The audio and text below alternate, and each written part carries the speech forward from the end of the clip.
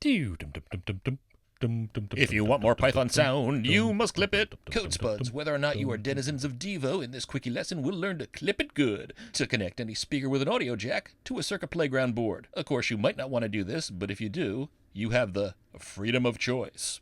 And if you're new to the playlist, here's where you can catch up on the goodness that brought us all to this point. Now, it's cool that Circuit Playgrounds have a built-in speaker. Most boards don't have that, but if you want your audio to be louder, you can clip a Circuit Playground to any external speaker that has a standard audio jack. This technique works with other boards too, you just need different wires. I'll explain how to do this when we cover audio in a Pico lesson later in the course. But I'm using simple alligator clips here. You can buy these super cheap just about anywhere, and I'm using what's called a hamburger speaker. You can use any speaker that has a standard audio jack, but I like these speakers. You also want speakers with their own power source. These are USB speakers, but they have internal batteries, so they work great with portable projects. I bought a bunch of these $5.50 ones for my students from DigiKey.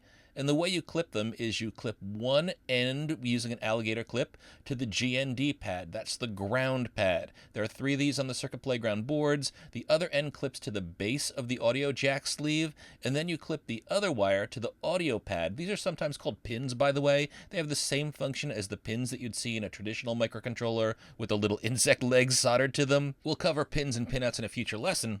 But the other end of this wire from the audio pad on your Circuit Playground clips to the tip of the audio jack on your speaker. This is the wiring diagram, and this is what setup looks like in real life. So you can see where I've clipped things on the board and on the audio jack on my speaker. Cool. Let's save and play. Much louder.